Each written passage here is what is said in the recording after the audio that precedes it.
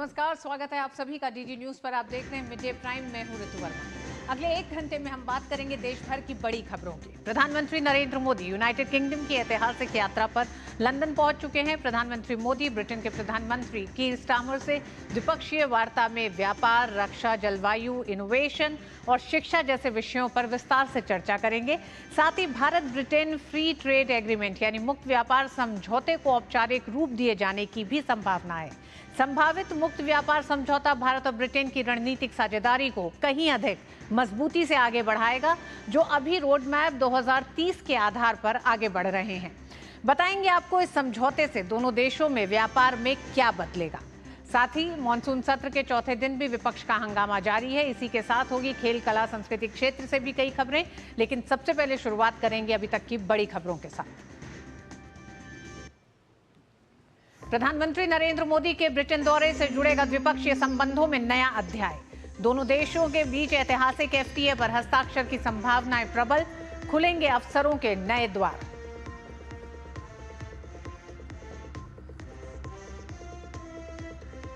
रूस का यात्री विमान दुर्घटनाग्रस्त, 50 यात्री थे सवार। पूर्वी अमूर इलाके में मिला यात्री विमान का मलबा। उड़ान भरते ही हवा में लापता हुआ था विमान।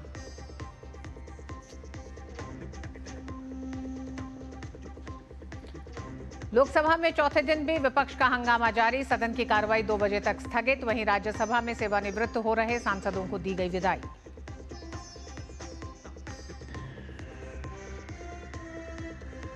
मुंबई ट्रेन ब्लास्ट मामले में सुप्रीम कोर्ट ने हाईकोर्ट के आदेश पर लगाई रोक। महाराष्ट्र सरकार की अर्जी पर आरोपियों को दिया नोटिस। सुप्रीम कोर्ट ने कहा, फैसले के कारण आरोपियों की रिहाई पर कोई रोक नहीं।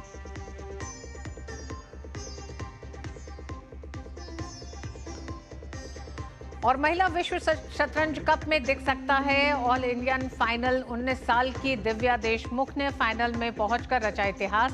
वहीं कोनेरू हम्पी आज खेलेंगी सेमीफाइनल का टाई ब्रेकर। प्रधानमंत्री नरेंद्र मोदी यूनाइटेड किंगडम की यात्रा पर लंदन पहुंच चुके हैं। प्रधानमंत्री यूके के प्रधानमंत्री कीर स्टारमर के निमंत्रण पर लंदन की यात्रा कर रहे हैं। दोनों नेताओं के बीच आपसी संबंधों को लेकर द्विपक्षीय मुलाकात होगी अब से थोड़ी देर में। वहीं इस दौरान प्रधानमंत्री के स्वागत के लिए बड़ी संख्या में प्रवासी भारतीय होटल परिसर में मौजूद रहे। प्रवासी भारतीयों ने गर्मजोशी के साथ प्रधानमंत्री का अभिनंदन किया। प्रधानमंत्री अपने कार्यकाल में ये चौथी बार यूनाइटेड किंगडम पहुंचे हैं। यूनाइटेड किंगडम की अर्थव्यवस्था में प्रवासी भारतीयों का बड़ा योगदान है और प्रवासी भारतीयों में काफी उत्साह दिखा। प्रधानमंत्री से मुलाकात करते हुए लंबा इंतजार उनका भी खत्म हुआ है। प्रधानमंत्री से मुलाकात करने का तो एक बड़ी संख्या में लोग होटल में मौजूद थे प्रधानमंत्री की एक झलक और उनसे मुलाकात करने के लिए।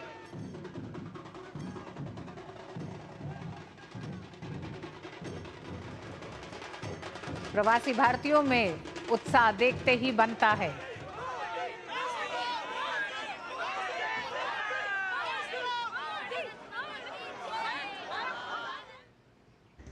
पीएम का ये दौरा द्विपक्षीय संबंधों के लिहाज से बेहद अहम माना जा रहा है। वहीं इस यात्रा के दौरान ऐतिहासिक एफटीए पर भी हस्ताक्षर होने की प्रबल संभावना है।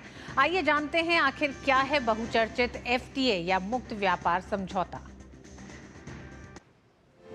दुनिया के बदलते व्यापारिक समीकरणों में एक शब्द बार बार सामने आता है, एफटीए यानी फ्री ट्रेड एग्रीमेंट। क्या होता है ये समझौता, कैसे ये राष्ट्रों की अर्थव्यवस्था को गति देता है और भारत ने किन किन देशों से ऐसे समझौते किए हैं, आइए आपको विस्तार से बताते हैं। मुक्त व्यापार समझौता 2 या अधिक देशों के बीच एक व्यापारिक समझौता होता है जिसमें सीमा शुल्क यानी कस्टम ड्यूटी में कटौती की जाती है, व्यापारिक नियमों में भी ढील दी जाती है, वस्तुओं और सेवाओं पर टैरिफ में रियायत दी जाती है। बौद्धिक संपदा, निवेश, सरकारी खरीद जैसे विषय भी इसमें शामिल किए जाते हैं। मुक्त व्यापार समझौते के तहत दो देश तय करते हैं कि वे एक दूसरे के उत्पादों और सेवाओं पर टैरिफ या सीमा शुल्क कम करेंगे, गैर शुल्क बाधाओं को हटाएंगे और एक दूसरे के बाजारों तक अपने अपने उत्पाद की पहुंच को आसान बनाएंगे।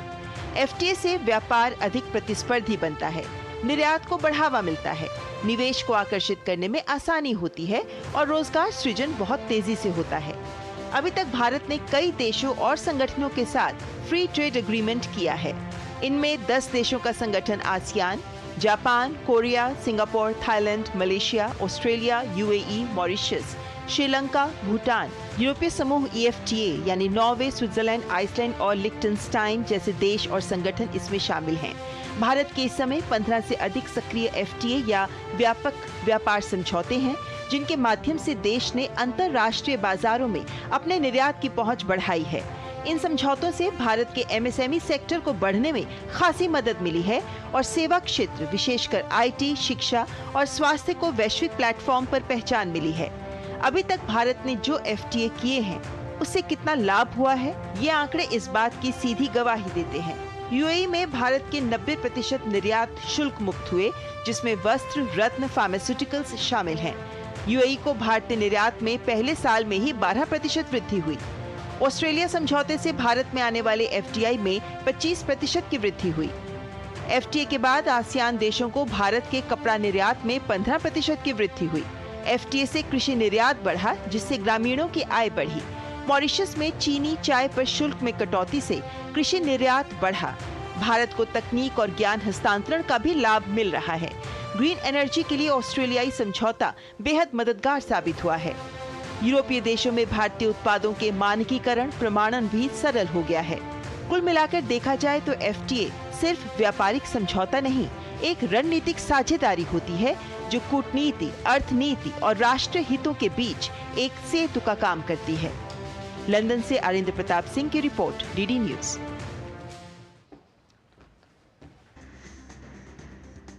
और आइए आपको बताते हैं कि भारत और ब्रिटेन के बीच संभावित FTA, जिस पर यह माना जा रहा है कि जब प्रधानमंत्री मोदी और प्रधानमंत्री स्टार्मर की मुलाकात होगी उसके बाद इस संभावित FTA पर हस्ताक्षर होंगे। आइए आपको बताते हैं कि किस तरह से ये सफर शुरू हुआ। भारत और UK के बीच द्विपक्षीय व्यापार लगातार बढ़ रहा है। भारत और UK के बीच द्विपक्षीय व्यापार को एक नई ऊंचाई मिलेगी FTA के जरिए। जनवरी 2022 में शुरू हुई थी 12 में शुरू हुई थी भारत UK FTA वार्ता और 6 मई 2025 को ये वार्ता पूरी हुई है। दोनों देशों ने 27 क्षेत्रों में विस्तृत समझौता किया है और इन 27 क्षेत्रों में कई ऐसे क्षेत्र हैं जो आने वाले समय में भारत में अर्थव्यवस्था को मजबूत करेंगे, निवेश को मजबूत करेंगे। डिजिटल व्यापार, पर्यावरण, निवेश जैसे मुद्दे शामिल हैं इसमें। साथ ही समझौते से 99% भारतीय निर्यात पर ब्रिटेन में टैरिफ अब नहीं लगेगा। वहीं 90% ब्रिटिश उत्पादों पर भारत में टैरिफ में कटौती होगी। तो ये कुछ बड़े एक तरह से परिवर्तन होंगे। हर वर्ष करीब $34 अरब का व्यापार बढ़ने की संभावना जताई जा रही है FTA से दोनों देशों के बीच। और वो कौन से क्षेत्र हैं ये वो भी आपको बताते हैं। भारतीय IT क्षेत्र, शिक्षा, योग, स्वास्थ्य पेशेवरों को ब्रिटेन में मिलेंगे नए अवसर। वहीं भारतीय आयुर्वेदिक उत्पादों को मिलेगा ब्रिटेन का बाजार। भारत से निवेश और तकनीक स्थानांतरण में आएगी तेजी। भारत और UK FTA के जो प्रमुख संभावित प्रावधान हैं उन पर भी आइए नजर डालते हैं, क्योंकि 99% भारतीय निर्यात पर ब्रिटेन में टैरिफ अब नहीं लगेगा, तो वहीं दूसरी तरफ तकरीबन 90% ब्रिटिश उत्पादों पर भारत में टैरिफ में कटौती होगी। हर वर्ष करीब $34 अरब का व्यापार बढ़ने की संभावना जताई जा रही है FTA से। DCC करार यानी दोहरी सामाजिक सुरक्षा देनदारी से भारतीयों को फायदा होगा।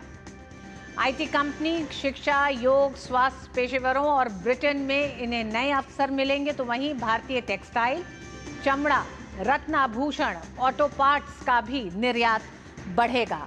हम जानते हैं कि भारत कई देशों के साथ FTA समझौते के तहत अपने निर्यात को बढ़ा रहा है। उसी दिशा में भारतीय आयुर्वेदिक उत्पादों को भी ब्रिटेन का बड़ा बाजार मिलेगा। ब्रिटेन की स्कॉच विस्की, जिन, लग्जरी कारें भारत में अब सस्ती होंगी इस FTA के बाद से। ब्रिटिश कंपनियों को भारत की सरकारी खरीद की अनुमति होगी। भारत को एफटीए से क्या फायदा होगा, ये भी आपको समझाते हैं। जब हम कहते हैं कि 99% भारतीय उत्पादों को ब्रिटेन में आजादी मिलेगी, टैरिफ मुक्त अब पहुंच होगी इन उत्पादों की, उसमें कपड़ा और आभूषण में ही तकरीबन $2.5 बिलियन के निर्यात की वृद्धि की संभावना जताई जा रही है। आईटी सेक्टर, प्रोफेशनल सेवाएं, शिक्षा, योग को ज्यादा बड़ा बाजार मिलेगा। भारतीय पेशेवरों को 3 साल तक सामाजिक सुरक्षा टैक्स से छूट होगी और ये छूट जो है करीब 4,000 करोड़ की बचत होगी। भारत में यूके का निवेश बढ़ेगा। भारत ने घरेलू हितों को ध्यान में रखकर डेयरी, सेब, प्लास्टिक जैसे क्षेत्रों को एफटीए से बाहर रखा है। तो भारत हमेशा से पुरजोर तरीके से इसकी वकालत करता रहा है। उसमें एमएसएमई सेक्टर, विशेषकर चमड़ा, हस्तशिल्प, गारमेंट्स को सीधा फायदा होगा एफटीए से। 60,000 भारतीय आईटी कर्मचारियों को सामाजिक सुरक्षा छूट का भी फायदा मिलेगा। भारत के सेवा निर्यात में एक तेज उछाल देखा जाएगा। ब्रिटेन को एफटीए से क्या मिलना जा रहा है, आइए ये भी आपको बताते हैं। ये तो भारत को था कि एफटीए से क्या फायदा होगा। ब्रिटेन में स्कॉच, विस्की, जिन, कारों पर भारत में टैक्स अब कम हो जाएगा। भारत की केंद्रीय सरकारी खरीद में यूके की कंपनियों की अब भागीदारी बढ़ेगी। ब्रेक्जिट के बाद ब्रिटेन के बाजार में स्थिरता बढ़ेगी। भारत से निवेश और तकनीक स्थानांतरण में तेजी आएगी। ब्रिटेन में रोजगार, इनोवेशन और स्टार्टअप को भी बढ़ावा मिलेगा। और भारत के घरेलू बाजार पर भारत और ब्रिटेन के बीच संभावित एफटीए से किस तरह का एक बड़ा बदलाव होगा, आइए वो भी आपको बताते हैं। और उस बदलाव में एमएसएमई सेक्टर की तरफ अगर हम बढ़ें तो वो हम बताते हैं किस तरह से महिलाओं को, क्योंकि बड़ी संख्या में एमएसएमई सेक्टर से महिलाएं जुड़ी हुई हैं, तो महिलाओं को एक तरह से फायदा होने जा रहा है एफटीए से। विस्तार से आपको बताएंगे मिड डे प्राइम के अगले हिस्से में, लेकिन उससे पहले आइए आपको बताते हैं कि संसद के मॉनसून सत्र का चौथा दिन है। लोकसभा में आज का दिन भी विपक्ष के हंगामे ही चढ़ गया है, इस पर भी विस्तार से बात करेंगे, लेकिन उससे पहले वक्त एक छोटे से ब्रेक का।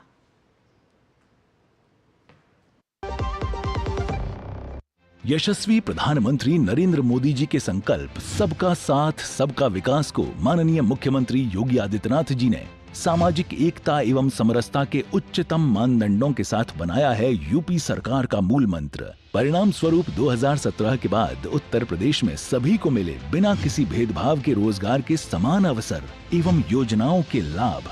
8.5 लाख से अधिक सरकारी और 3,75,000 से अधिक संविदा पर नौकरी पाने वाले जहां निष्पक्ष और पारदर्शी प्रक्रिया के साक्षी बने, वहीं अनुसूचित जाति, जनजाति, पिछड़े एवं निम्न आय वर्ग के अभ्यर्थियों को मिला आरक्षण का संपूर्ण लाभ। प्रधानमंत्री गरीब कल्याण अन्न योजना, प्रधानमंत्री आवास योजना और जल जीवन मिशन से लेकर मुख्यमंत्री युवा स्वरोजगार और एक जनपद एक उत्पाद जैसी विभिन्न योजनाएं यूपी में अंत्योदय से सर्वोदय का सपना कर रही हैं साकार।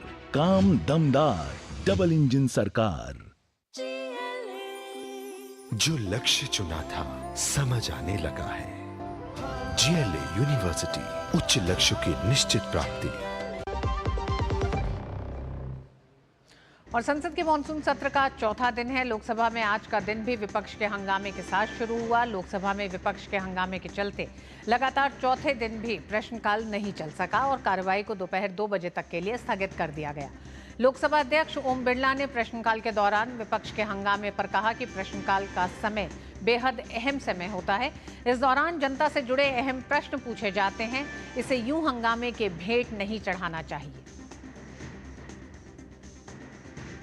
Second supplementary question sir, second supplementary पहले भी कहा है कि प्रश्नकाल महत्वपूर्ण समय होता है, आपका समय होता है जिसमें आप जनता की अपेक्षाएं, उनके महत्वपूर्ण मुद्दों को उठाते हैं।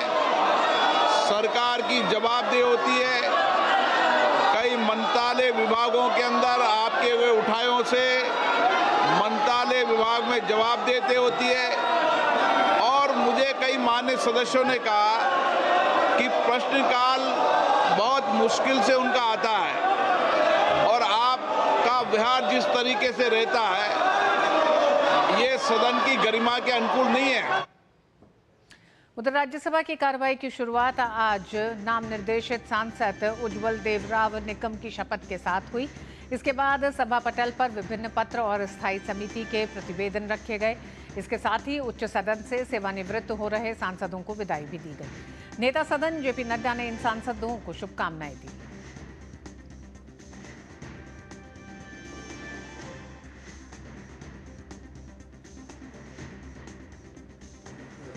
चर्चा होना, वाद विवाद होना यह स्वाभाविक है और हम यह भी जानते हैं कि डेमोक्रेसी की ब्यूटी यह है कि वी अग्री टू डिसएग्री। हम डिसएग्री करते हैं, इसको हम अग्री करते हैं और इसलिए नीतियों में, पॉलिसीज़ के साथ चर्चाओं में जिस तरीके से हमारे 6 साथियों ने पार्टिसिपेट किया है उससे हाउस बहुत एनरिच हुआ है। उनकी कंट्रीब्यूशन सदा ये हाउस याद रखेगा और उनके कंट्रीब्यूशन से डिबेट को एक स्तर मिला है। मैं उनको इसके लिए बहुत बहुत बधाई देता हूं और उनको शुभकामनाएं देता हूं। हालांकि उच्च सदन में भी प्रश्नकाल नहीं चल सका। विपक्ष के हंगामे के चलते राज्यसभा की कार्रवाई भी 2 बजे तक के लिए स्थगित हो गई। राजेश हमारे साथ जुड़ गए हैं संसद की कार्रवाई पर। राजेश, चौथे दिन भी लोकसभा राज्यसभा में दोनों ही सदन तरह से हंगामा जारी रहा विपक्ष का। क्या कहना है विपक्ष का? इस गतिरोध को दूर करने के लिए सरकार किस तरह से विपक्ष के साथ बातचीत को लेकर आगे बढ़ रही है? देखिए ऋतु, जहाँ तक विपक्ष का सवाल है तो आपने देखा कि पहले दिन से आज चौथे दिन तक का जो सफ़र है वो बिल्कुल हंगामेदार रहा है। और पहले दिन अगर बात करें तो राज्यसभा में एक शिपिंग से संबंधित जो विधेयक था उसको सर्बानंद सोनोवाल जो शिपिंग मिनिस्टर हैं उन्होंने पारित कराने में कामयाबी हासिल की थी। लेकिन उसके बाद अगर हम देखें तो राज्यसभा या लोकसभा में कोई ठोस बड़ा कामकाज जो है वो दिखाई नहीं पड़ा है, चूँकि सदन की कार्रवाई ठीक से चल नहीं पा रही है। और हमने देखा सुबह भी 10:30 बजे के आसपास संसद का जो मकर द्वार है उसके पोर्टिको में जब संपूर्ण विपक्ष, हम कह सकते हैं उस संपूर्ण विपक्ष की जो बंदी थी, जो वहाँ पर धरना प्रदर्शन किया गया जिसमें सोनिया गांधी और प्रियंका गांधी भी देखी गई, अखिलेश यादव, आरजेडी के विधायक, दक्षिण भारत के जितने भी विपक्षी पार्टियां थी, इन तमाम लोगों ने एसआईआर जो मतदाता पुनरीक्षण का काम बिहार में चल रहा है उसकी तीव्र जो है वो निंदा की, उसका विरोध किया और कहा कि कहीं ना कहीं चुनाव आयोग जो है वो मतदाताओं को मताधिकार से वंचित करना चाहता है। लेकिन सत्ताधारी पार्टी के लोगों का कहना है कि संवैधानिक संस्था है चुनाव आयोग, लिहाजा वो अपना काम करता है और पुनरीक्षण का काम इसलिए किया जाना चाहिए कि जो मृत लोग हैं, जो लोग इस दुनिया में नहीं रहे, उनका नाम तो मतदाता सूची से हटाया जाना चाहिए और नए लोगों को एकोमोडेट किया जाना चाहिए। और इस मुद्दे पर बिहार में भी जोरदार हंगामा देखने को मिल रहा है विधानसभा में। और तेजस्वी यादव अपने एक बयान को लेकर चर्चा में है जिसमें उन्होंने कहा कि हम इलेक्शन का ही बाइकआउट करेंगे और इसकी गूंज आज संसद भवन परिसर के बाहर दिखाई पड़ी, जहां पर सत्ता और विपक्ष दोनों के सांसदों ने अपनी अपनी प्रतिक्रियाएं दी हैं और सवाल खड़ा किया है तेजस्वी यादव पर कि आखिर चुनाव का बहिष्कार किया जाना क्या लोकतांत्रिक व्यवस्था में वाजिब दिखाई पड़ता है। और लोकसभा स्पीकर ओम बिरला ने सदन के भीतर बहुत नाराजगी जताई, सदस्यों को समझाने की कोशिश की कि प्रश्नकाल का जो वक्त है वो बहुत महत्वपूर्ण होता है, लिहाजा प्रश्नकाल चलना चाहिए। सदस्य जो सवाल पूछते हैं मंत्री उसका रिप्लाई करते हैं और जनता की समस्याओं का निराकरण भी होता है। केसी वेणुगोपाल को लेकर भी उन्होंने नाराजगी जताई कि सदन में तख्तियाँ लेकर आना, जो अखबार की प्रतियां लहराना, आसन के बीचों बीच आ जाना, यह परंपरा जो है वो नहीं रही है। लेकिन इस तरह की परंपराओं को सदन के भीतर शुरू करने की कोशिश की जा रही है जो डेमोक्रेसी के लिए बिल्कुल ठीक नहीं है। और लोकसभा स्पीकर ने काफ़ी नाराजगी सदन के भीतर जताई है, लेकिन विपक्ष पर इसका कोई असर दिखाई नहीं पड़ा है। दोनों सदनों की कार्रवाई जो है वो 2 बजे तक के लिए स्थगित है। देखना होगा कि 2 बजे जब सदन की कार्रवाई चलेगी तो क्या होता है। जी राजेश, लगातार दूसरे दिन लोकसभा अध्यक्ष विपक्षी पार्टियों को या यूं कहें राजनीतिक पार्टियों को ये बार बार समझाने की कोशिश कर रहे हैं कि प्रश्नकाल को चलने दें, क्योंकि उसमें तमाम जनता के कई ऐसे सवाल होते हैं जिसके समाधान तमाम मंत्री देते हैं। ऐसे में क्या विपक्षी पार्टियों को पूरे दिन की बजाय वही 1 घंटा अगर दांव पे लगाना है, तो इसके पीछे की ये रणनीति क्या है? जनता में तो कोई बहुत अच्छा संदेश नहीं जा रहा है। क्या सरकार इस 1 घंटे को बचाने के लिए विपक्ष के साथ किसी तरह की बातचीत को लेकर आगे बढ़ती हुई दिखाई दे रही है? क्योंकि हर दिन अगर यही होगा तो वो 1 घंटा तो जनता का है। बिल्कुल ऋतु, आपने बहुत ही मौजूद सवाल पूछा है कि जो जनता के हितों को उठाने के लिए सदस्य के पास 1 घंटे का वक्त होता है, जब प्रश्नकाल के भीतर वो अपने क्षेत्र की जो जनता है, जो जनता चुनकर उन्हें सांसद बनाती है, लोकसभा और राज्यसभा भेजती है, वो कहीं ना कहीं ठगी सी महसूस करती है जब वो अपने वाजिब सवाल, जो उनके जन क्षेत्र की जनता के जो सवाल हैं, वो नहीं पूछे जाते हैं। और इसका सीधा सीधा फ़ायदा जो है, जब मुझे याद आ रहा है कि एक बार हामिद अंसारी से, जो राज्यसभा में सभापति थे, उनसे जब मेरी ऑफ कैमरा जब बातचीत हो रही थी, तो हमने उनसे पूछा कि जब अगर सवाल नहीं पूछा जाता है तो इसका फ़ायदा क्या विपक्ष को मिलता है? उन्होंने कहा कि बिल्कुल नहीं, इसका फ़ायदा सत्ता पक्ष को मिलता है, क्योंकि विपक्ष के पास एक मौका होता है जब वो सप्लीमेंट्री सवाल के जरिए केंद्रीय मंत्रियों को वो घेर सकती है, उनसे सप्लीमेंट्री सवाल पूछकर जनता के हितों की हिमायत कर सकती है, लेकिन वो अपना मौका खोती है और इसका बेनिफिट जो है वो सत्ता पक्ष को मिलता है। रही बात सत्ता पक्ष की कोशिश है कि फ्लोर मैनेजमेंट के जरिए वो गतिरोध को दूर करे, लेकिन जो ये पूरा हफ्ता ऋतु है, वो कहीं ना कहीं सत्ता और विपक्ष के बीच जो है वो टकराव की स्थिति जो दिखाई पड़ रही है, उसकी वजह से यह पूरा हफ्ता कहीं ना कहीं हंगामे की भेंट चढ़ता हुआ दिखाई पड़ रहा है। लेकिन सत्ता पक्ष की कोशिश है कि विपक्ष को रजामंद कर सदन की कार्रवाई को चलाने की कोशिश की जाए, लेकिन विपक्ष अपनी पूरी हठधर्मिता पर उतरा हुआ है। अब ऐसे में देखना होगा कि SIR का जो ये मसला है, जिसकी गूंज बिहार से शुरू हुई और वो दिल्ली में सड़क से संसद तक उसकी गूंज सुनाई पड़ रही है, और उसको लेकर विपक्ष पूरी तौर पर आंदोलित दिखाई पड़ रहा है। रोज धरना प्रदर्शन का काम मकर द्वार पर किया जा रहा है, और ऐसे में सदस्यों को सवाल पूछने का मौका नहीं लग रहा है। राजेश, मॉनसून सत्र की शुरुआत से पहले ही विपक्ष ने बहुत साफ कर दिया था कि हम ऑपरेशन सिंदूर पर सरकार को घेरेंगे। सरकार ने कहा कि अगले हफ्ते 16 घंटे की लंबी चर्चा होगी। इसके बाद भी अगर विपक्ष किसी न किसी मुद्दे को लेकर अगर रोज व्यवधान डाल रहा है, तो आखिर विपक्ष चाहता क्या है? क्या विपक्ष सही में संवाद चाहता है इन तमाम विषयों पर? और क्योंकि SRI भी 25 तारीख को उसकी आखिरी तारीख है, यानी कि कल के बाद वो समाप्त हो जाएगा। ऐसे में रोज व्यवधान डालने के पीछे विपक्ष का मकसद क्या है? अगले हफ्ते तो चर्चा होनी ही है ऑपरेशन सिंदूर पे। बिल्कुल आपने सही कहा कि ऑपरेशन सिंदूर पर जब सरकार रजामंद है, चर्चा कराए जाने को लेकर तैयार है। नेता सदन राज्यसभा JP नड्डा ने साफ तौर पर कहा था कि सरकार चर्चा चाहती है, मुस्तैदी के साथ चर्चा चाहती है, हम कोई गलतफहमी क्रिएट नहीं करना चाहते हैं।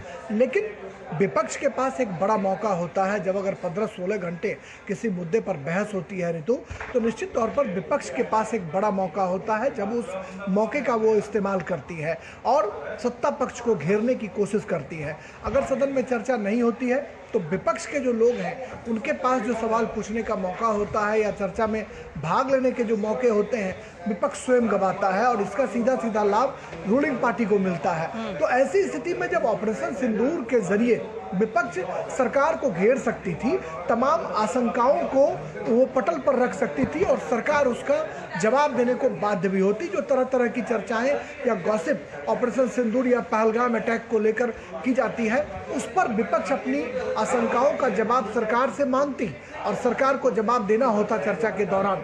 लेकिन विपक्ष जो है वो हंगामा लगातार खड़ा कर रहा है, क्योंकि उनके पास कोई ठोस बड़ा मुद्दा नहीं है। आने वाले दिनों में बिहार विधानसभा के चुनाव होने हैं। विपक्ष हर हाल में बिहार में अपनी एकजुटता दिखाना चाहता है और सत्ता पक्ष की कोशिश है कि वो बिहार में अपनी धमक बनाए रखे, और इसी वजह से कहीं ना कहीं विपक्ष के द्वारा लगातार हंगामा खड़ा करने की कोशिश की जा रही है, ताकि उन्हें उनके पास कोई ठोस बड़ा मुद्दा है नहीं, वोटर लिस्ट में गड़बड़ी और फिर से ऑपरेशन सिंदूर का मुद्दा उठाकर वो सरकार को घेरना चाहती है। लेकिन अब देखना होगा कि अगला हफ्ता जो है वो किस तरीके से सत्ता पक्ष की स्ट्रेटजी होती है।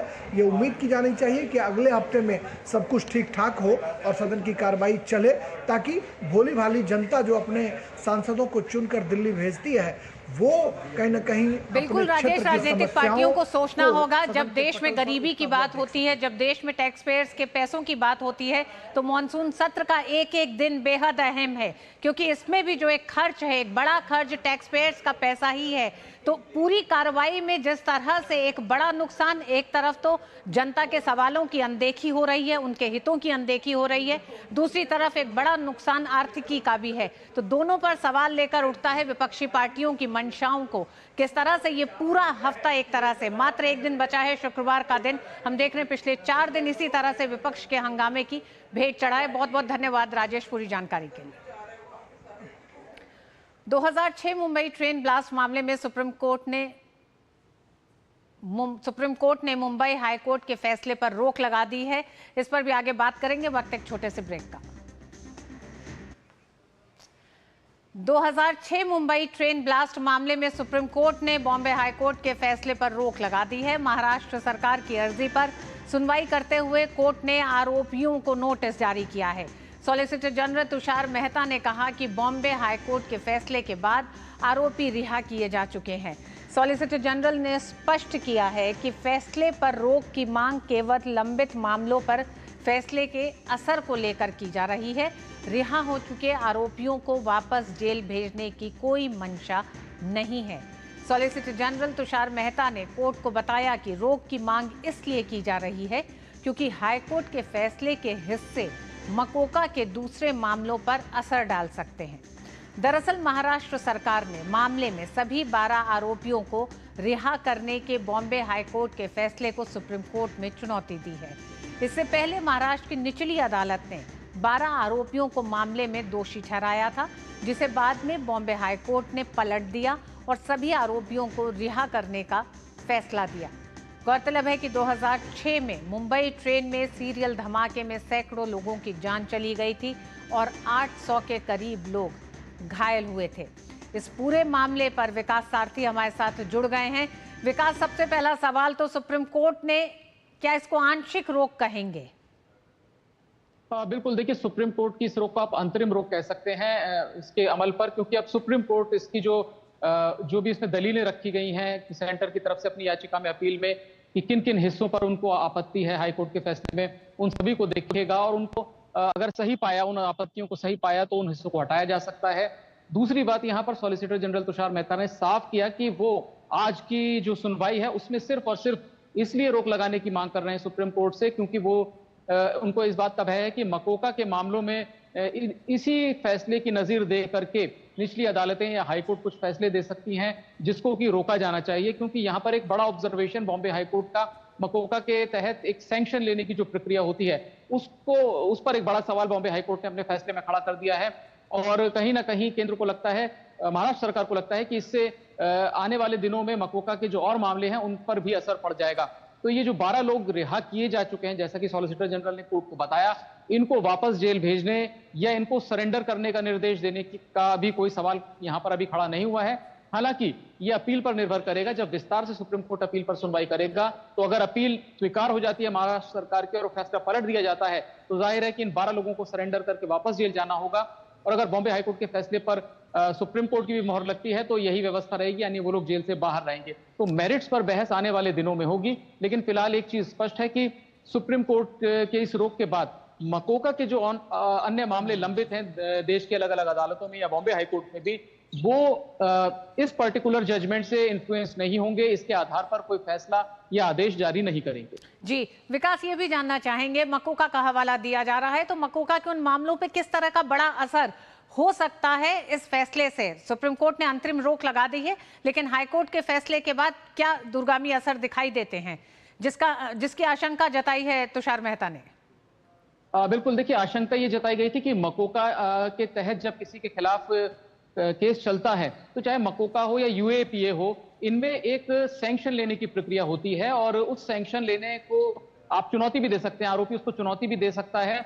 यूएपीए के मामले में एक ट्रिब्यूनल है जैसे कि वो तय करता है कि जो सैंक्शन मिला है वो ठीक है या नहीं है। तो जो सैंक्शन मिलने की जो प्रक्रिया है उसको लेकर के बॉम्बे हाईकोर्ट ने सवाल खड़ा किया है। बॉम्बे हाईकोर्ट का ये कहना है कि जब भी इस तरह के सैंक्शंस मकोका के लिए लिए जाते हैं, उनमें सैंक्शन देने वाले अधिकारी अपने विवेक का इस्तेमाल ना करते हुए एक मैकेनिकल तरीके से ये मंजूरियां, ये सैंक्शन देते हैं। तो ये यानी आप उस पूरी प्रक्रिया को एक चुनौती दे रहे हैं, उस पूरी प्रक्रिया पर सवाल खड़ा कर रहे हैं, जिसके तहत देश में सैकड़ों मुकदमे मकोका के तहत जो चल रहे हैं उन पर असर पड़ेगा। क्योंकि अगर इसको सुप्रीम कोर्ट इस पर रोक नहीं लगाता तो इसी के आधार पर किसी अन्य मामले में सैंक्शन को चुनौती दी जाती है। और ये कहा जाता है कि देखिए बॉम्बे हाईकोर्ट ने ट्रेन ब्लास्ट मामले में सैंक्शन की प्रक्रिया को पर सवाल खड़े किए हैं और उसको एक तरीके से उसी के आधार पर इन सब की रिहाई की है। तो ये एक बड़ा दूरगामी असर होता बाकी सभी मामलों पर।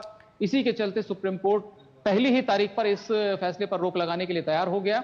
हालांकि जैसा कहा कि महत्वपूर्ण बात यह भी है कि ये जो 12 आरोपी हैं, जिनमें से कि 5 को फांसी की सजा हुई थी निचली अदालत से, ये लोग रिहा हो चुके हैं और इनकी रिहाई पर फिलहाल कोई संकट अभी नहीं है। जी, अंत में विकास आपसे ये भी जानना चाहेंगे दर्शकों की जानकारी के लिए भी कि मकोका के तहत किस तरह के मामले होते हैं। देखिए मकोका में ये जो कानून लाया गया था, तो ये जो ऑर्गेनाइज्ड क्राइम है उसके तहत ये जो गैंग्स काम करते हैं, ये संगठित गिरोह काम करता है, इनको पकड़ने के लिए लाया गया था। यानी इस संगठित गिरोह का कोई व्यक्ति किसी पर्टिकुलर क्राइम में पाया जाता है, उसकी एक्टिविटी पाई जाती है, तो ये पूरा उस गैंग के जितने भी सदस्य हैं वो सभी उनको सभी को आरोपों का सामना करना पड़ेगा अगर वो एक कॉमन इंटेंट के साथ एक क्रिमिनल कॉन्स्पिरेसी में शामिल रहे थे। तो ये कहीं ना कहीं एक बड़ा पुलिस को मजबूत हथियार देता था कि वो अगर किन्हीं 2-3 आरोपियों को भी पकड़ लेता है तो बाकी सबकी संलिप्तता अपने आप जो है एक तरीके से कोर्ट के सामने साबित हो जाती है। अगर ये प्रूव हो जाए कि वो एक संगठित गिरोह का हिस्सा थे और एक कॉमन इंटेंशन के साथ इस क्रिमिनल एक्टिविटी में शामिल थे। तो ये क्योंकि ये कानून बहुत, अगर हम देखें तो बहुत ही कड़ा कानून भी है इस तरह के संगठित अपराध को रोकने के लिए, तो इसमें एक सैंक्शन की भी प्रक्रिया रखी गई है ताकि इसके दुरुपयोग की संभावना को कम किया जा सके। तो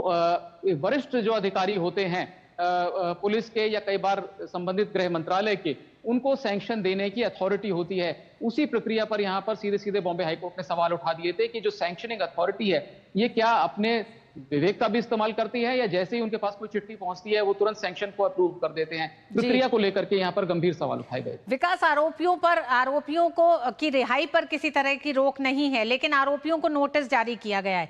नोटिस में क्या कहा गया है और क्या ये आने वाले समय में भी ये रोक जारी रहेगी, ये अभी नहीं कहा जा सकता क्योंकि इसके मेरिट पे अभी आगे चर्चा होनी है।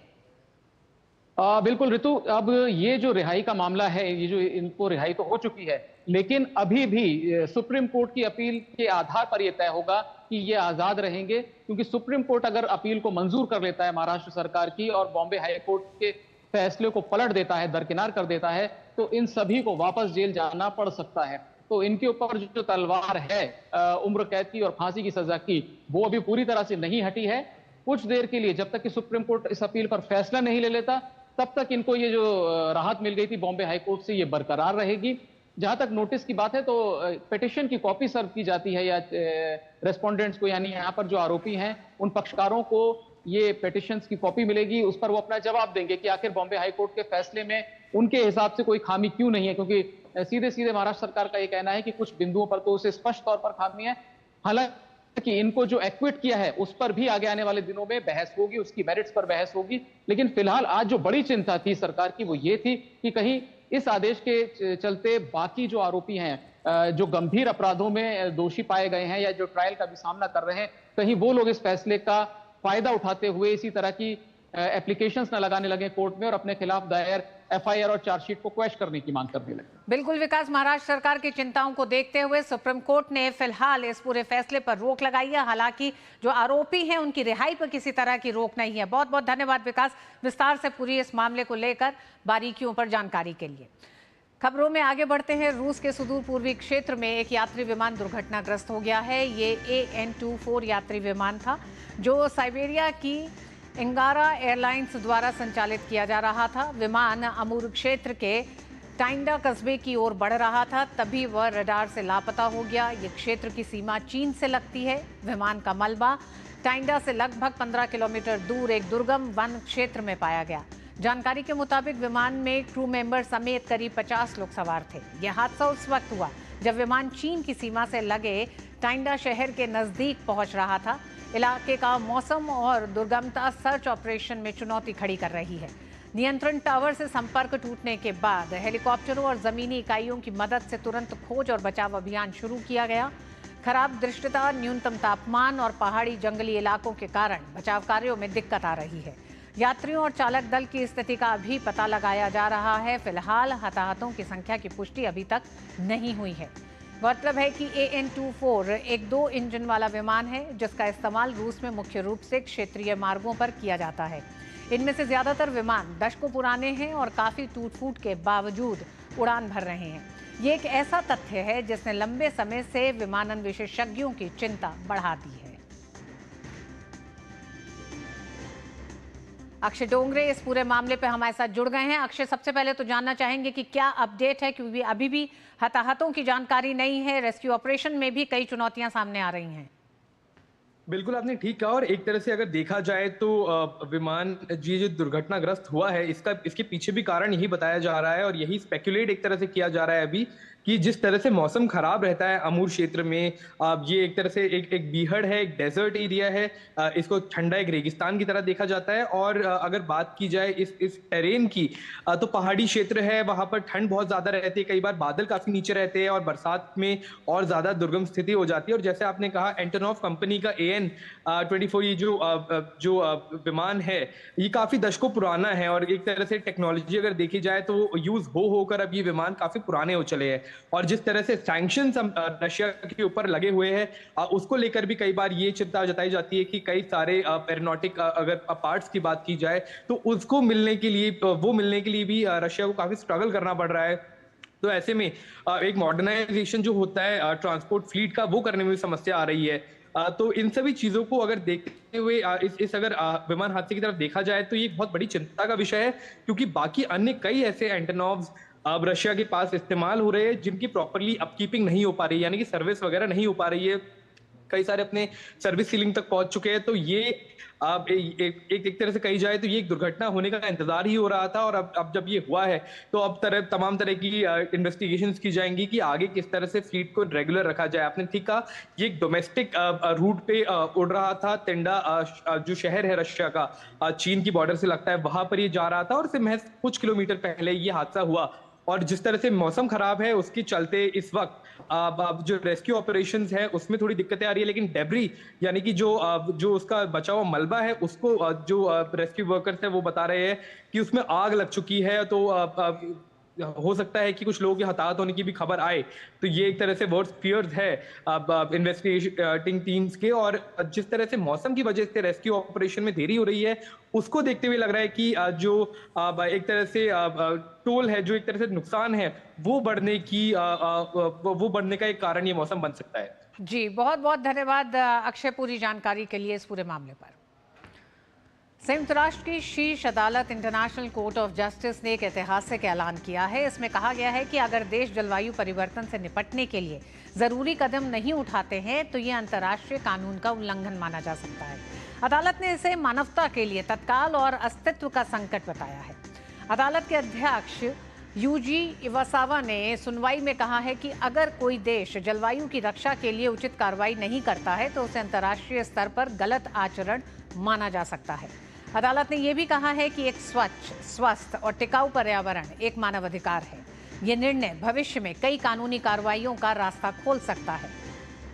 वानुअतु के अटॉर्नी जनरल अर्नोल्ड लफ्मेन ने अदालत में कहा कि हमारे लोगों का अस्तित्व खतरे में है। रिपोर्ट के अनुसार 2013 से 2023 के बीच समुद्र का स्तर औसतन 4.3 सेंटीमीटर बढ़ा और पैसिफिक क्षेत्र में यह और अधिक रहा। जीवाश्म ईंधनों के जलने से पृथ्वी पहले ही 1.3 डिग्री सेल्सियस गर्म हो चुकी है और इससे जल्द निपटना जरूरी है। बता दें, ये मामला वानुअतु जैसे एक प्रशांत द्वीप क्षेत्र की अगुवाई में लाया गया था, जिसे 130 से ज्यादा देशों का समर्थन प्राप्त था।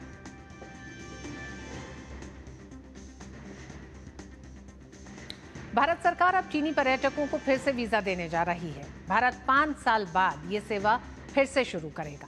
बीजिंग स्थित भारतीय दूतावास ने इसकी पुष्टि की है। दूतावास ने बताया है कि ये प्रक्रिया आज से शुरू होगी। इस जानकारी को चीन ने सरकारी मीडिया ग्लोबल टाइम्स ने भी प्रकाशित किया है, जिसमें कहा गया है कि चीन स्थित भारतीय दूतावास ने बुधवार को सोशल मीडिया प्लेटफॉर्म सीना विबो पर इस संबंध में जानकारी साझा की है। वहीं भारतीय दूतावास ने कहा है कि चीन के लोग अब भारत घूमने के लिए वीजा के लिए आवेदन कर सकते हैं।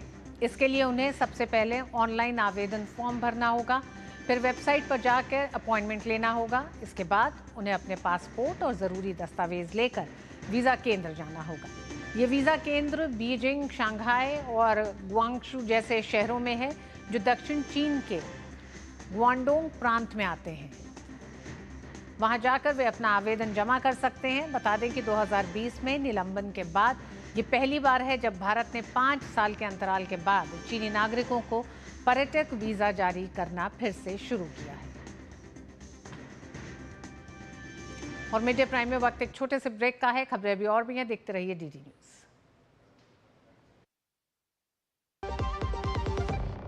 अब क्या देख रहे हो पापा? तुम कहते हो ना कि स्टॉक मार्केट में बहुत सोच समझकर इन्वेस्ट करना चाहिए, बस थोड़ा सा ज्ञान ले रहा हूँ। किससे? हर एक स्टॉक्स एक्सपर्ट है, मस्त एजुकेशनल वीडियोस बनाता है और अच्छी इन्वेस्टमेंट की टिप्स भी देता है। पापा इन वीडियोस पे ना जाएं, अपना रिसर्च खुद करें या सेबी रजिस्टर्ड इन्वेस्टमेंट एडवाइजर से संपर्क करें। एजुकेशन के नाम पर कुछ इन्फ्लुएंसर्स अक्सर इन्वेस्टर को मिसगाइड करते हैं, नुकसान आपका होगा।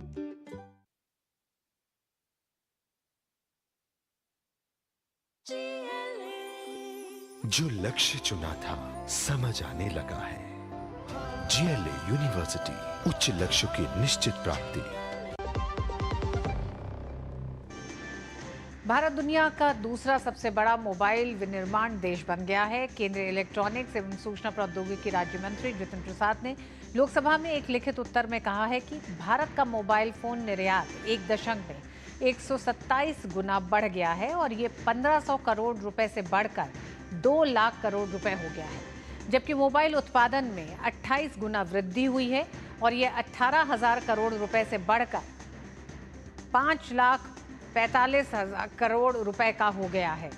जवाब में बताया गया है कि LSEM के लिए PLI योजना ने पहले ही 12,390 करोड़ रुपए का संचयी निवेश आकर्षित किया है, जिससे 8,44,752 करोड़ रुपए का संचयी उत्पादन हुआ है। 4,65,809 करोड़ रुपए का निर्यात हुआ है और जून 2025 तक 1,30,330 अतिरिक्त रोजगार उत्पन्न हुए हैं। IT हार्डवेयर के लिए PLI योजना 2.0 ने 717.13 करोड़ रुपए का संचयी निवेश आकर्षित किया है, जिससे 12,195 करोड़ रुपए का संचयी उत्पादन हुआ है और जून 2025 तक 5,056 अतिरिक्त रोजगार सृजित हुए हैं।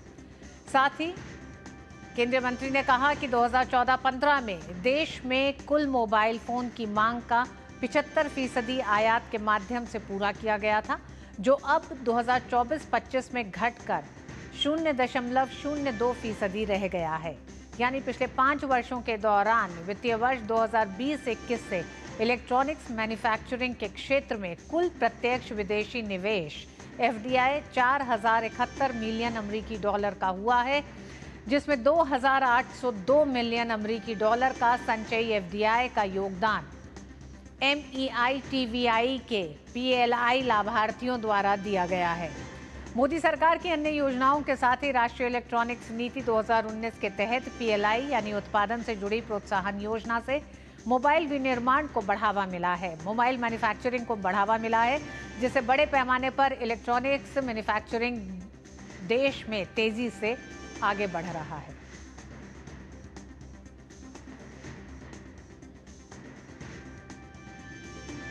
उत्तर प्रदेश सरकार ने महिलाओं के हित में अहम फैसला लेते हुए महिला वर्ग को बड़ा तोहफा दिया है। महिलाओं को अब 1 करोड़ तक की संपत्ति खरीद करने पर स्टैंप शुल्क में 1% की छूट मिलेगी। अभी तक ये छूट राज्य में केवल 10 लाख रुपए तक की संपत्ति पर ही लागू थी, जिसमें अधिकतम 10,000 रुपए की छूट मिलती थी। सरकार का मानना है कि इस फैसले से मध्यम वर्ग की महिलाओं को संपत्ति की मालिकाना हक मिलेगा, मालकिन बनने में मदद मिलेगी। इससे न केवल उनका आत्मविश्वास बढ़ेगा बल्कि वो आर्थिक रूप से भी अधिक सक्षम और समाज में सम्मानित भी होंगी। मंगलवार को कैबिनेट में लिए गए फैसले से महिलाएं काफी उत्साहित हैं। महिलाओं ने सरकार के इस फैसले को महिला सशक्तिकरण से जोड़कर इस पर प्रतिक्रिया व्यक्त की है। वहीं राजधानी लखनऊ की महिलाएं योगी सरकार को धन्यवाद दे रही हैं। फैसला बहुत बेहतर है। इसका तकनीकी एक चीज़ समझिए, कोई भी रजिस्ट्री का मूल्यांकन 10 लाख से कम का नहीं होता है। 10 लाख पे रजिस्ट्री पे महिलाओं को अभी तक 10,000 की छूट मिलती थी। जो भी महिलाएं 20 लाख की प्रॉपर्टी खरीदेंगी 20,000 की छूट मिलेगी। इसी तरह 1 करोड़ मूल्य तक की प्रॉपर्टी पे इन लोगों को छूट 1 लाख हो गई, जो बहुत बेहतर है। योगी सरकार को मैं इस कार्य के लिए तहे दिल से बधाई देता हूँ। बहुत साधुवाद, आदरणीय योगी जी का धन्यवाद। योगी सरकार को बहुत बहुत धन्यवाद देती हूँ, जो वुमेन पावर को उन्होंने बढ़ाने के लिए जो स्टैंप पे पहले जो 1% की छूट 1 लाख तक थी, अब वो 1 करोड़ तक की संपत्ति में कर दी गई है। इसके लिए मैं योगी सर का बहुत तहे दिल से धन्यवाद देती हूँ। इससे वुमेन पावर तो बढ़ेगी ही बढ़ेगी, साथ में सरकारी जो हमारा स्टैंप ड्यूटी है और राजस्व भी बढ़ेगा। इसके लिए हम पूरे वुमेन जो हमारी पावर है उन सब की तरफ से हम योगी सरकार को धन्यवाद देते हैं कि हमारी महिला सशक्तिकरण को, महिला वुमेन्स पावर को ऐसे ही बढ़ाते रहें और हमारा ऐसे सहयोग करते रहें। योगी सरकार को साधुवाद के लिए उनकी बहुत प्रशंसनीय हूँ इस फैसले से, और मैं उनका हार्दिक धन्यवाद करती हूँ कि उन्हें महिला सशक्तिकरण के लिए इतना अहम फैसला लिया है। और ये किसी भी महिला के लिए, उनकी आर्थिक मालिकाना के लिए उनको बहुत समर्थन करता है ये। एंड मैं इस फैसले से बहुत हूँ कि इसमें महिलाओं को आगे बढ़ने के लिए और उन्नति करने के लिए बहुत धन्यवाद करती हूँ मैं उनका। हिमाचल प्रदेश के मंडी जिले के सरकाघाट में हुए सड़क हादसे में 7 लोगों की जान चली गई है। दुर्घटना उस वक्त हुई जब यात्रियों से भरी हिमाचल पथ परिवहन निगम की बस अनियंत्रित होकर नीचे खेतों में जा गिरी। बस में 20 से 25 यात्री सवार थे। हादसे की सूचना मिलते ही डीएसपी सरकाघाट और पुलिस की टीम मौके पर पहुंची। घायलों को एम्बुलेंस से सरकाघाट अस्पताल पहुंचाया गया है।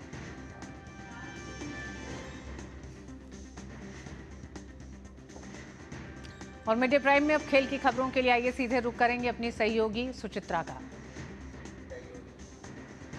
जी सुचित्रा, क्या खबरें खेल जगत से? जी बिल्कुल ऋतु, और सबसे पहले जो शतरंज की दुनिया से एक अच्छी खबर आई है भारत के लिए, उसी की हम बात करते हैं। भारत की युवा शतरंज खिलाड़ी दिव्या देशमुख ने फीडे महिला विश्व कप के फाइनल में अपनी जगह पक्की कर ली है। उन्होंने पूर्व विश्व चैंपियन तैन जोंगयी को सेमीफाइनल में हराकर खिताबी मुकाबले में प्रवेश किया और इसके साथ ही दिव्या देशमुख इस टूर्नामेंट के इतिहास में फाइनल में पहुंचने वाली पहली भारतीय खिलाड़ी बन गई। इस जीत के साथ ही उन्होंने अपना पहला जीएम नॉर्म भी हासिल कर लिया। 19 साल की दिव्या ने सफ़ेद मोहरों से खेलते हुए शानदार प्रदर्शन किया और इसके साथ ही उन्होंने महिला कैंडिडेट्स शतरंज टूर्नामेंट में भी अपनी जगह पक्की कर ली है। और ख़ास बात यह है कि महिला शतरंज विश्व कप में ऑल इंडियन फाइनल देखने को मिल सकता है। भारत की दिव्या देशमुख फाइनल में पहुंच चुकी हैं। वहीं दूसरे सेमीफाइनल में आज भारत की ग्रैंड मास्टर कोनेरू हम्पी और चीन की लेई टिंगजी टाई ब्रेकर खेलेंगी। दोनों के बीच कल खेला गया क्लासिकल मैच ड्रॉ रहा था। बात करते हैं क्रिकेट की। भारत और इंग्लैंड के बीच मैनचेस्टर में खेले जा रहे सीरीज के चौथे टेस्ट के पहले दिन का खेल खत्म होने तक भारत ने अपनी पहली पारी में 4 विकेट के नुकसान पर 264 रन बना लिए। यशस्वी जायसवाल और केएल राहुल ने भारत को अच्छी शुरुआत दी और पहले विकेट के लिए 94 रन जोड़े। केएल राहुल 46 रन बनाकर क्रिस वोक्स का शिकार बने। वहीं यशस्वी जायसवाल 58 रन बनाकर लियाम डॉसन की गेंद पर आउट हुए। कप्तान शुभमन गिल 12 रन बनाकर स्टोक्स की गेंद पर एलबीडब्ल्यू हो गए। साई सुदर्शन ने भी अपना अर्धशतक पूरा करने में कामयाबी पाई और 61 रन की पारी खेली। ऋषभ पंत 37 के स्कोर पर रिटायर्ड हर्ट हुए। दिन का खेल खत्म होने तक रविंद्र जडेजा और शार्दुल ठाकुर 19-19 रन बनाकर नाबाद है। बात करते बैडमिंटन की। भारत के सात्विक साईराज और चिराग शेट्टी की जोड़ी ने चाइना ओपन बैडमिंटन प्रतियोगिता के क्वार्टर फाइनल में जगह बना ली है। सात्विक चिराग ने प्री क्वार्टर फाइनल में इंडोनेशिया की जोड़ी को 21-19, 21-19 से मात दी। भारत के एचएस प्रणॉय को चाइना ओपन बैडमिंटन प्रतियोगिता के राउंड ऑफ 16 में हार का सामना करना पड़ा। प्रणॉय को दुनिया के नंबर 6 खिलाड़ी चीनी ताइपे के चाओ तिएन चेन ने 18-21, 21-15, 21-8 से मात दी। तो ये थी इस वक्त की खेल से जुड़ी कुछ प्रमुख खबरें। तो ऑल इंडियन फाइनल पर नजर रहने वाली है महिला शतरंज विश्व कप में। वापस चलते हैं ऋतु के पास। बहुत धन्यवाद सुचित्रा इन तमाम खबरों के लिए। और मिड डे प्राइम में आज बस इतना ही। डीडी न्यूज पे खबरें जारी रहेंगी। मुझे दीजिए अनुमति। नमस्कार।